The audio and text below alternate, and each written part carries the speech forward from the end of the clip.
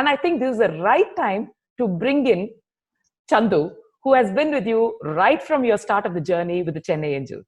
Hi, morning all of you. Your journey has been with the Indus Valley for how many years now, Chandu? I would say roughly about close to one and a half odd years. And it started off with their not being ready for funding, actually. When they came to us, they were still an LLP. And Chennai Angels and similar networks can only invest in private limited entities.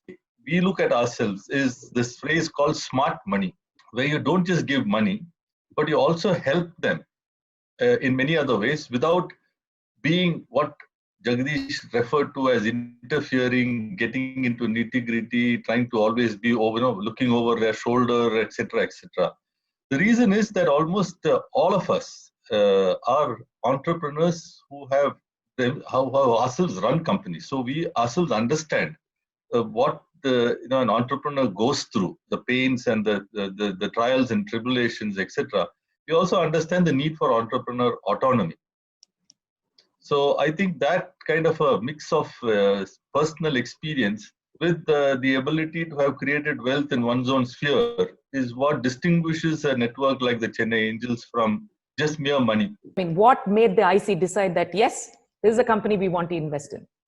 Okay, let me tell you what kind of interested us. One is there are several theses that many networks and many investors look for. One thesis that works right now in the last few years has been that there is domestic consumption which is growing hugely within India. Number two, there is an opportunity for homegrown brands, especially in niches, to make their presence felt. Okay, if you take their own space, you have a company like Wonder Chef, which is crossed over 300 odd crores in turnover in less than no time and is valued very handsomely. And Indian cooking is peculiar. So multinationals cannot just come and say, I'll make a great cast iron tawa or an earthen oven and or whatever. So they can't do that. They can't. You don't have a multinational tandoor, for example. So we knew that there is a space for a homegrown brand here. Number three, natural materials we felt were coming back into fashion, and they were talking about natural materials, healthy cookware.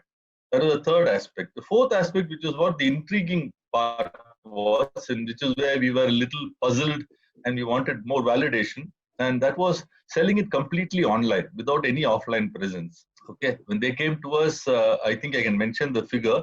They were barely doing 1 crore of sales.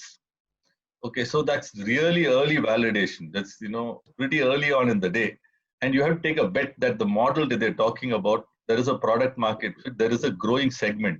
The fact is they were able to demonstrate that there is at least in 12 cities a certain sizable segment of women in the age group of 25 to 40, pretty well educated, who are looking for healthy cooking options from natural materials and which is growing. Luckily in our group, there are people with diverse backgrounds and varying kinds of experiences. So we have people with digital marketing, consumer goods and stuff like that, So quick check and we said, look, it looks interesting for us to pursue engaging with them, and we did engage. And somehow I got picked to be the bunny in the sense of being what is called the investment director. What do you, Chandu, think are their very, very absolutely impressive strengths as a team? They have mentioned during the interview, one is the ability to say, I don't know. Okay.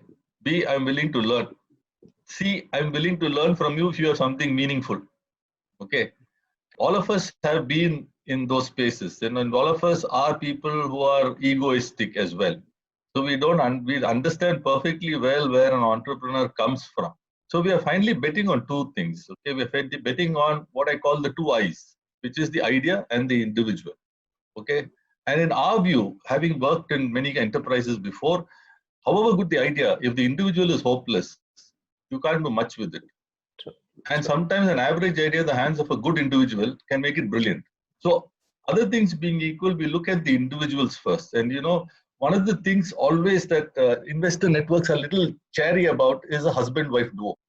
Because, things have a very bad way of, nasty way of going wrong, And we did mention it to them. We said, look, this is definitely an issue, but we think we can have a go at it and make it work.